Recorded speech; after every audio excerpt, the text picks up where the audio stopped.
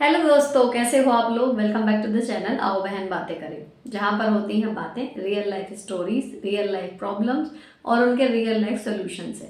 Real life पे इसलिए इतना जोर है क्योंकि इस चैनल का सारा कंटेंट बेस्ड है आप लोगों के कमेंट्स पे, जो आप अपनी प्रॉब्लम्स या आप अपने विचार मेरे साथ कमेंट सेक्शन में शेयर करते हैं और उस पर मैं यहाँ पर डिस्कस करती हूँ कि अगर मैं उस सिचुएशन में होती तो क्या करती। इसके अलावा जो व्यूअर्स जुड़े हुए हैं हमारे यहाँ, और लोग एक दूसरे के कमेंट्स पे पॉजिटिव रिस्पांस देते हैं और अपनी समझ से बेहतर सोल्यूशन एक दूसरे को देने की कोशिश कर रहे हैं। तो एक अच्छी सी कम्युनिटी बिल्ड होनी शुरू हो गई है and I am very grateful to this. अब आज के वीडियो में जो क्वेश्चन लेने वाली हूँ मैं, वो एपिसोड 7 और 8 से रिलेटेड है। तो देखते हैं आज के वीडियो में कितने कवर हो पाएंगे।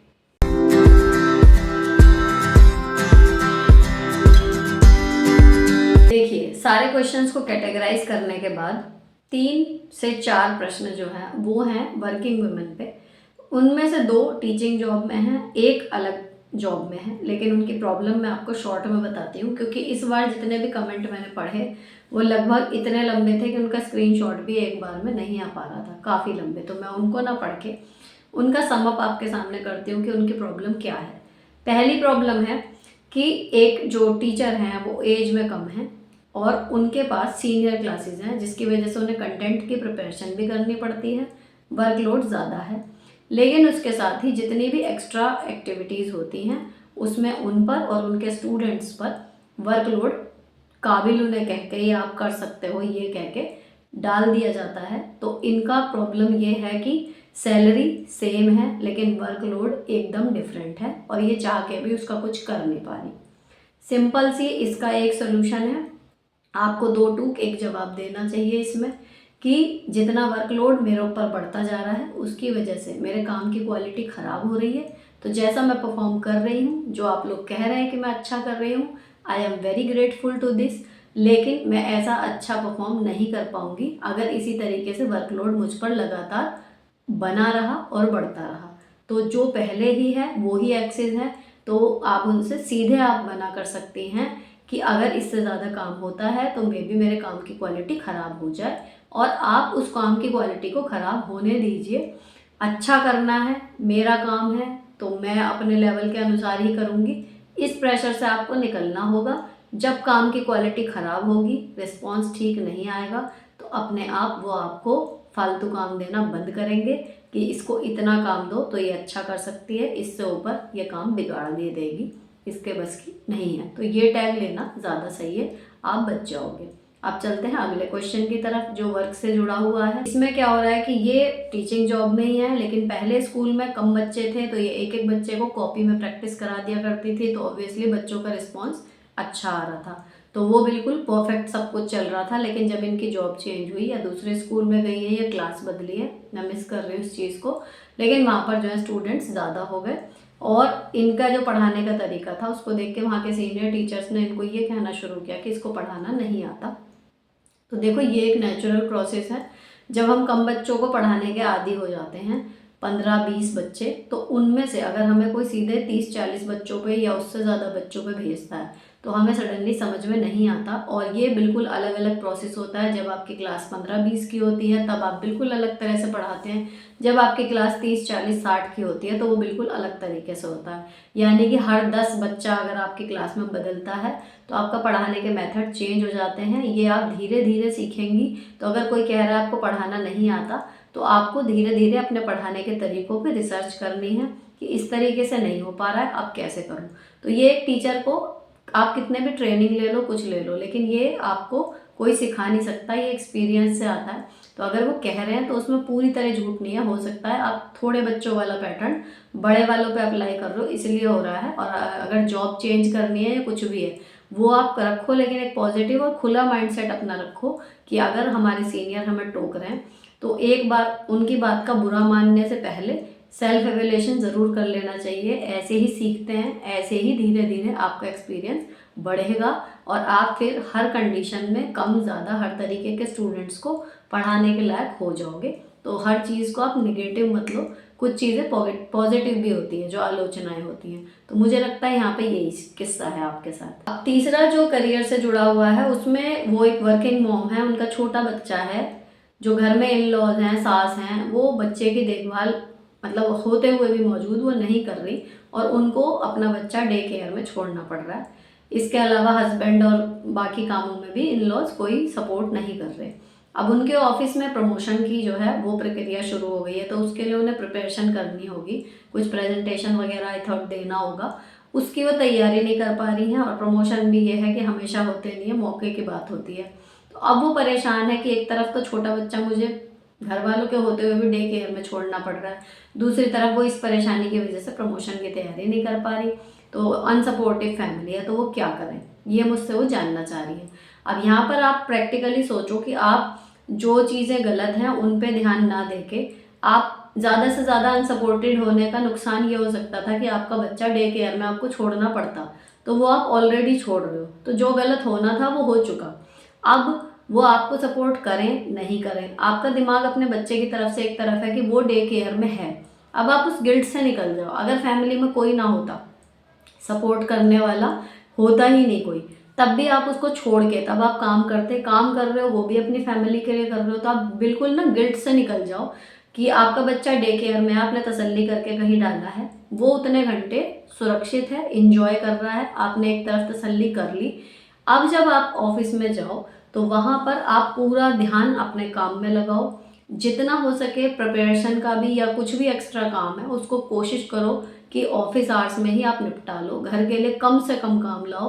और अगर आता भी है, जब आप गिल्ट अपने दिमाग से निकाल दोगे कि आपको छोटा बच्चा डे केयर में छोड़ के काम पे जाना पड़ रहा है, तो आप घर पे भी आके फ्री टाइम जो भी आप मैनेज कर पाओगे उसमें आपकी एनर्जी और कंसंट्रेशन बना रहेगा। आपको यहाँ से बिल्कुल ध्यान हटा लेना है कि ये घर वाले हैं और ये मेरी मदद नहीं कर रहे। हमारे जो परेशानी का कारण होता है वो काम नहीं होता, मैं आपको पर्सनल एक्सपीरियंस से बता रही हूँ। काम जितना हम कर रहे हैं उससे 4 गुना भी कर लेते हैं, लेकिन अगर उसका 1/4 काम भी है और उसको करने वाले 3 जने हैं और 3 में से 2 बैठे हैं, एक कर रहा है, तो वो एक अपनी क्षमता का 1/4 काम में भी इतना थक जाता है जितना वो शायद उसका 4 गुना काम करके भी अकेले में ना थके। तो जिस दिन हम ये सोच लेते हैं कि हमारा काम है, हमारा बच्चा है, जैसे भी हो मुझे ही करना है, उस दिन आपको थकान नहीं होगी, उनको देख के इरिटेशन नहीं होगी। करते हैं वो आपके लिए बोनस जैसा होगा, नहीं करते तो आप यहाँ से पहले से प्रिपेयर्ड हो। समझ रहे हो? तो उम्मीद किसी से रखना तब तक सही है अगर वो उन उम्मीदों पर थोड़ा बहुत कर रहा है, तो ठीक है, आपकी एक्सपेक्टेशन ठीक है, लेकिन जब सामने वाला कर ही नहीं रहा तो फिर आप उसकी उम्मीद में कुढ़ रहे हो और अपने लिए जो पॉसिबिलिटीज़ थी उन्हें भी ख़त्म कर रहे हो। ये बिल्कुल गलत हो जाएगा आपके लिए। और बच्चा धीरे धीरे बड़ा होगा, हमेशा डे केयर वाली स्थिति नहीं रहेगी, लेकिन प्रमोशन रोज़ रोज़ नहीं आते। तो फिलहाल मेरी सलाह यही है कि आप अपने प्रमोशन वाली जो प्रोसेस है उसके लिए जो भी आपको इन्वेस्ट करना है, टाइम, एनर्जी, ध्यान, वो लगाइए, वो आपके और आपके बच्चे दोनों के लिए बेनिफिशियरी होगा। अब 2-3 क्वेश्चन ऐसे आए थे जिसमें उनकी शादी या तो टूटी है या वो ले रही हैं डिवोर्स या फिर उनकी शादी हुई ही नहीं है। कुल मिला के एक एज क्रॉस हो गई है और अब वो बिना लाइफ पार्टनर के हैं। तो ऐसी कंडीशन में क्या होता है, ये सभी जिन्होंने कमेंट किया इस तरीके का, ये मैं सभी के लिए बता रही हूँ कि आपके घर वाले अपनी जगह गलत नहीं है, वो आपके लिए शादी के लिए अगर प्रेशर डाल रहे हैं, ठीक है, वो अपनी जगह ठीक है, उन्हें यही करना चाहिए। इनफैक्ट अगर वो नहीं करेंगे तो लोग उन्हें कहेंगे कि भाई लड़की की शादी मतलब करो, वो अकेली कब तक रहेगी। आपको क्या करना है? देखो, ये अब इसमें खुद ही 2 चॉइस दे रही है कि मैं अपनी पढ़ाई स्टार्ट करूं, करियर सेट करूं, या फिर मैं रीमैरिज कर लूं। सब में यही है, अकेले रहने की कंडीशन अलग अलग है, लेकिन एट द एंड चॉइसेस वही है कि मैं मैरिज करूं या फिर मैं फाइनेंशियली सेटल हूं। मेरी सलाह ये है, आपके लिए नहीं, हर लड़की के लिए शादी हमेशा सेकंड ऑप्शन होना चाहिए। पहले आपको फाइनेंशियली स्ट्रांग होना चाहिए, कैपेबल होना चाहिए, अपने पैरों पर खड़ा होना चाहिए। मत लाखों कमाओ, 1000 कमाओ, लेकिन कुछ ना कुछ आपको कमाना आना चाहिए, तभी आप शादी के लिए तैयार मानिए खुद को। जैसे लड़के होते हैं उनके लिए एक अकथित नियम सा बना हुआ है समाज में कि अगर वो कमाएगा नहीं तो उसकी शादी नहीं होगी। तो मुझे लगता है लड़कियों के लिए भी ये होना चाहिए, भले वो शादी के बाद जॉब करे नहीं करे, ये उसकी और उसके पार्टनर की म्यूचुअल वो है कि वो क्या डिसीजन लेते हैं, लेकिन उसको कमाना आना चाहिए, उसके पास ऐसी स्किल होनी चाहिए जिससे वो समय पड़ने पर कमा सके। तो आपकी लाइफ अगर आप जॉब कर रहे हो तो भी और अगर आप नहीं कर रहे हो तो भी बहुत बेहतर होती है। अगर आप बिल्कुल डिपेंडेंट हो जाते हो किसी पर, उसके मुकाबले जब आप पता है आप अगर समय पड़ेगा आप कमा सकते हो, तो आपकी लाइफ बहुत अच्छी रहती है उसके अकॉर्डिंग पहले वाली कंडीशन के। तो अगर इस कंडीशन में आपका दोबारा शादी करने का, या जिनकी लेट हो रही है अभी तक अनमैरिड हैं, शादी करने का इरादा बनता भी है तो वो बिल्कुल गलत नहीं है। मुझे भी लगता है कि एक पार्टनर ज़रूरी होता है और एक एज के बाद सारे रिश्ते धुंधले पड़ जाते हैं। एक लाइफ पार्टनर का रिश्ता ही सबसे मजबूत और आपका एंड तक साथ देने वाला वो साबित होता है 99% में, जिनमें शादियां मतलब चलती हैं। और उसके लिए जाने से पहले, शादी में जाने से पहले, अगर आपकी स्टडी कंप्लीट करने से आपको जॉब वगैरह मिल सकती है आप उसको करो। लेकिन अगर आप कोई स्किल सीखना चाह रहे हो, कुछ भी मतलब, आप पहले फाइनेंशियली इंडिपेंडेंट हो जाओ, उसके बाद आप शादी भी कर लो। तो दोनों ही चीज़ें आपको करनी है, दोनों ही काम आपको करने हैं। बस पहले पैसे का इंतज़ाम कीजिए, उसके बाद शादी कर लीजिए शादी। लेकिन शादी कोई बुरी चीज़ नहीं है कि करनी नहीं चाहिए। अब देखो, दो क्वेश्चन ऐसे हैं जो फिर सिमिलर से हैं। एक है कि उनके परिवार वाले उनको इग्नोर करते हैं और वो बहुत कोशिश करती है कि सब कुछ ठीक हो जाए, लेकिन नहीं हो पाता। इवन वो यहाँ तक डिस्टर्ब है कि उन्हें सपने में दिखाई देता है कि उनके परिवार में सब कुछ ठीक हो गया है, पर असल में ऐसा कुछ नहीं होता और वो बहुत परेशान है। इस टाइम उनको अकेलापन फील होता है। ठीक, और एक दूसरा इसी तरीके का मिलता जुलता है कि अगर कोई उन्हें कुछ कह देता है तो वो बहुत दिनों तक उस बात को सोचती रहती हैं कि उसने ऐसा मुझे क्यों कहा। कई कई दिनों तक उनके बात में, दिमाग में ये चीज़ चलती रहती है। अब यहाँ मैं दोनों को एक ही सजेशन दूंगी कि किसी ने आपको कुछ कहा, किसी ने आपको कुछ बुरा बोला, या फिर आपके साथ उन्होंने अपना बर्ताव सीमित कर लिया, दोनों ही कंडीशन में अगर आप उस बात को लेके सोचती रहेंगी तो कहीं ना कहीं आप खुद ही अपने आप को हरवा रहे हो। एक आदमी जो आपको दुख पहुंचाने के लिए कोई बात बोल सकता है, या उसे पता है कि उसके संबंध खत्म कर देने से या बर्ताव सीमित कर देने से आपको दुख होगा, और उसके बाद भी वो कर रहा है, इसका मतलब वो पर्पजली आपको दुख पहुंचाने से पीछे नहीं हट रहा। आप क्या कर रहे हो, वो आपको दुख पहुंचा रहा है और आप दुखी होकर उसको दिखा रहे हो। तो कौन जीता? वो। और जितना लंबा टाइम आप उसकी बातों को सोचने में या उसके द्वारा बिगाड़े गए रिश्ते को सही करने में इतनी तन्मयता से लगाएंगे, कहीं ना कहीं उस व्यक्ति का दंभ, उसका अहंकार अंदर अंदर और बढ़ेगा कि देखो, मैंने इसको इतने दिन पहले ये बात कही थी, या मैंने ये रिश्ता ख़त्म कर दिया, मैंने इसको इम्पोर्टेंस देनी बंद कर दी, तो देखो आज तक कितनी परेशान है। समझ रहे हो? तो आपको, भले मैं ये नहीं कह रही कि आप बिल्कुल विचार शून्य हो जाओ, किसी की बात का कोई फ़र्क ही नहीं पड़ेगा, ऑब्वियसली पड़ेगा, हम सब इंसान हैं। एक कमेंट में भी मैंने यही जवाब दिया था कि भावना शून्य उन्होंने कहा था कि नहीं होना चाहिए, हो भी नहीं सकते, पत्थर ही हो सकता है, भावनाएं तो रहेंगी और दुख भी होगा। तो मैं ये नहीं कह रही कि आपको दुख नहीं होगा या आप पे फ़र्क नहीं पड़ेगा।